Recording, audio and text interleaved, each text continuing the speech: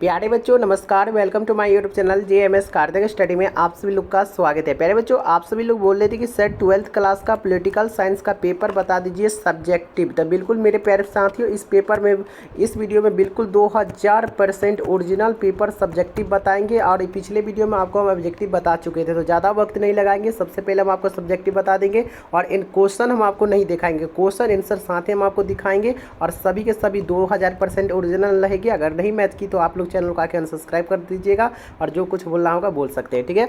यहाँ पे देखिए क्लास 12 लिखा है, हाफ ईयरली एग्जामिनेशन सितंबर 2025 सेम प्रश्न पत्र रहेगा। अगर एग्जाम हॉल में होंगे तो बिल्कुल सेम मैच कर गया होगा। प्यारे बच्चों चलिए, आपको ऑब्जेक्टिव क्वेश्चन तो बता दिया, आपको सब्जेक्टिव का आंसर बता देते हैं, ठीक है। तो यहाँ से आपका हो गया, देखिए पहला नंबर क्वेश्चन का आंसर हो गया या एक मिनट कलर थोड़ा चेंज कर लेते हैं, ठीक है। तो यहाँ पे देखिए बोला जा रहा है क्या संघवाद क्या है, तो याद रखिएगा, यहाँ पे नोट कीजिएगा कि 24 संघवाद एक ऐसी शासन व्यवस्था है जिसमें सत्ता केंद्र और राज्यों में विभाजित होती है तथा दोनों अपने अपने अधिकारों में स्वतंत्र होती है। यहाँ तक आप लोग अच्छी तरीके से नोट कर लीजिएगा, हम पे बिल्कुल विश्वास रखिए। 2000% ओरिजिनल सब्जेक्टिव है। आपको हम क्वेश्चन इसलिए नहीं दिखाए कि आपको भी लेट हो जाएगा, हमको भी लेट हो जाएगा। इससे अच्छा कि हम आपको क्वेश्चन आंसर साथ ही बता दें, ठीक है। तो आप लोग विश्वास करके रहिए हम पे, ठीक है। और चैनल को सब्सक्राइब करके अपने दोस्तों से भी इस चैनल को 10 दोस्तों में शेयर करके अपने दोस्तों से भी इस चैनल को सब्सक्राइब कर दीजिए। प्यारे बच्चों, अगर मेंबरशिप लेना चाहते हैं तो मेंबरशिप ऑनली 30 रुपये में मिल जाएगी, मेंबरशिप ज्वाइन कर लीजिएगा, ठीक है।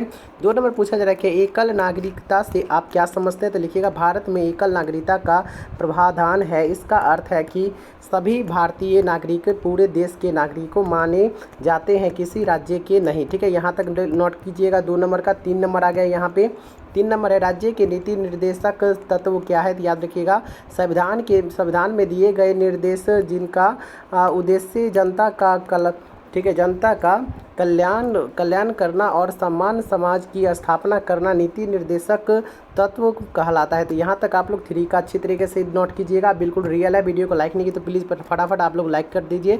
4 नंबर भारतीय संविधान में धर्म निरपेक्षण का क्या अर्थ है, तो लिखिएगा धर्म निरपेक्षण का अर्थ है कि राज्य का कोई अपना धर्म नहीं होगा और सभी धर्मों को समान मान्यता तथा नागरिकों को धर्म की स्वतंत्रता मिलेगी, ठीक है। तो यहाँ तक आप लोग अच्छी तरीके से 4 का नोट कीजिएगा।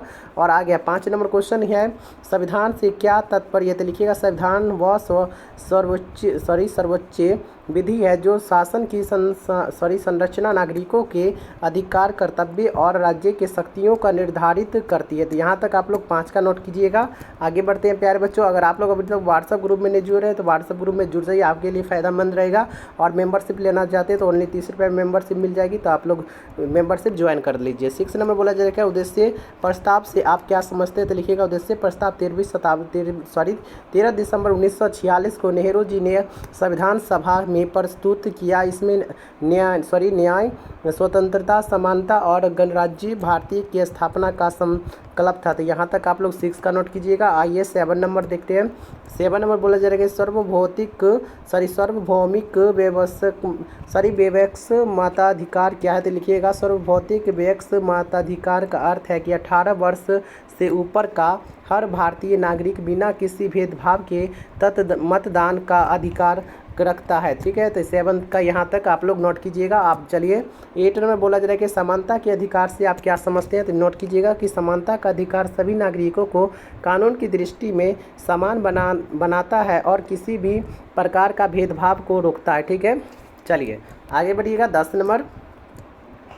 नंबर यहाँ पे रहा संसदीय शासन प्रणाली क्या, तो लिखिएगा संसदीय शासन प्रणाली में कार्यपालिका सरकार विधायिका संसद के प्रति उत्तरदायी होता है। इसमें राष्ट्रीय संवैधानिक प्रमुख तथा प्रधानमंत्री वास्तविक प्रमुख होते हैं। तो यहाँ तक आप लोग अच्छी तरीके से नोट कर लीजिएगा, उसके बाद नोट वहाँ जाके लिख लीजिएगा, ठीक है। क्लासरूम में होंगे तो सेम मैच कर गया होगा। विधि का शासन से क्या तात्पर्य, लिखिएगा विधि का शासन का अर्थ है कि देश में सभी व्यक्तियों कानून के अधीन समान है और किसी को भी कानून से ऊपर विशेष अधिकार प्राप्त नहीं है। यहाँ तक अच्छी तरीके से नोट कीजिएगा। आगे बढ़ते हैं।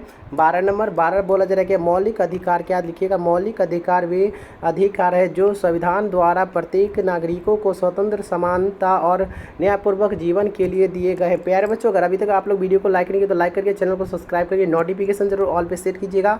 अगर मेंबरशिप लेना चाहते हो तो 30 रुपये में मेंबरशिप मिल जाएगी, तो ज्वाइन कर लीजिए, मेंबरशिप आपके लिए फायदेमंद रहेगी। और वीडियो को लाइक नहीं किए तो लाइक कर दीजिए, 10 दोस्तों में शेयर कर दीजिए। प्यारे बच्चों, आगे बढ़ते हैं।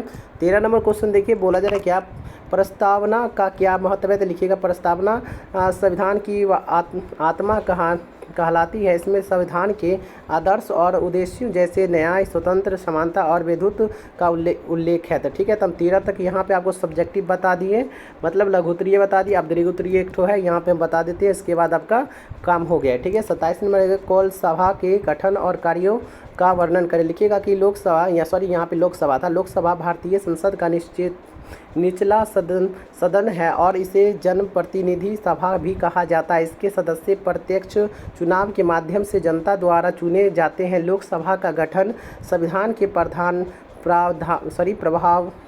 प्रावधानों के अनुसार राज्यों और केंद्र शासित प्रदेशों की जनसंख्या के आधार पर होता है। प्यारे बच्चों, यहाँ तक आपका सब्जेक्टिव खत्म हो चुका है और बिल्कुल 100% रियल बताए हैं। ठीक है, 100% क्या 1000% रियल बताए, ऑब्जेक्टिव भी बता चुके हैं। तो वीडियो को लाइक करके चैनल को सब्सक्राइब कर लीजिए। अगर मेंबरशिप लेना चाहते हैं तो ज्वाइन कर लीजिएगा।